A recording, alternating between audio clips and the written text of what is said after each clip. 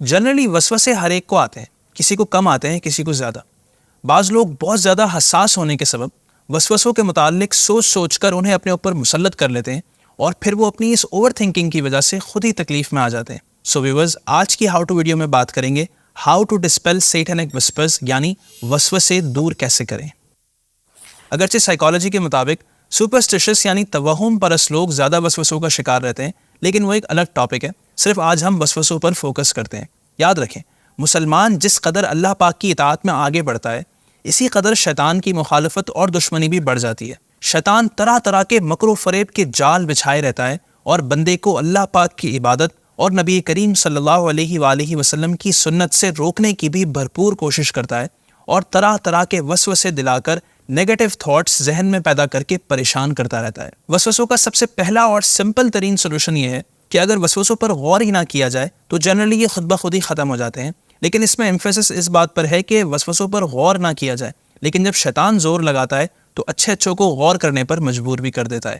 Any اس کا حل یہ ہے کہ جب بھی وسوسے آنا شروع ہوں، ذکر اللہ یعنی اللہ اللہ کرنا شروع کر دیں تو انشاءاللہ شیطان فرار ہو جائے گا۔ حضرت ابن عباس رضی اللہ عنہ فرماتے ہیں، شیطان انسان کے دل پر بیٹھا رہتا ہے، جب بندہ ذکر اللہ سے غافل ہو جاتا ہے تو شیطان وسوسے ڈالتا ہے، اور جب انسان اللہ پاک کا ذکر کرتا ہے تو شیطان پیچھے ہٹ جاتا ہے۔ ویورز، یاد رکھیں، شیطان ہم سے اس قدر قریب ہے کہ ہمارے پیارے نبی صلی اللہ علیہ وآلہ وسلم نے فرمایا، بے شک شیطان انسان کے بدن میں خون کی طرح گردش کرتا ہے، اور صوفیہ کرام فرماتے ہیں کہ لہٰذا اس کے راستوں کو بھوک کے ذریعے سے تنگ کرو۔ تو یہاں ایک پوائنٹ یہ بھی پتہ چلا کہ وسوسے دور کرنے کا ایک طریقہ یہ ہے کہ اپنی ڈائٹ کو معتدل بیلنسڈ بنائیں اور اوور ایٹنگ سے بچیں، ورنہ وسوسوں میں ڈراؤنے خواب بھی ایڈ ہو جائیں گے اور وسوسوں کی تہ اور ڈارک ہوتی چلی جائے گی۔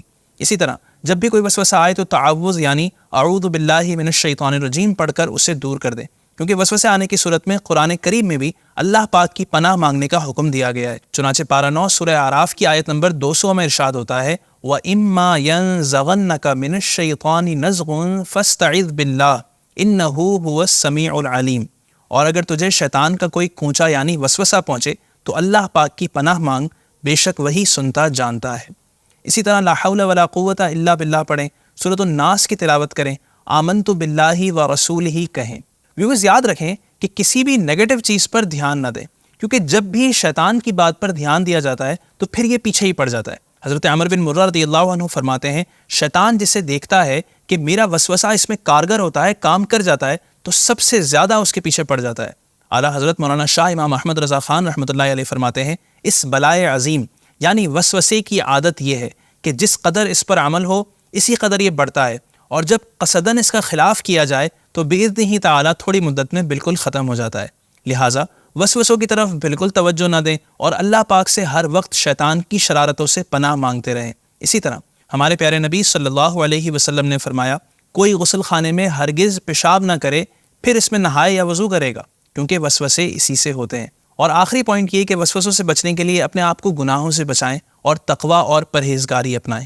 حضرت سیدنا امام محمد غزالی رحمۃ اللہ علیہ فرماتے ہیں، اگر تم شیطان سے بچنا چاہتے ہو تو پہلے تقوی کے ذریعے پرہیزگاری اختیار کرو، پھر ذکر کی دوا استعمال کرو، یوں شیطان تم سے بھاگ جائے گا۔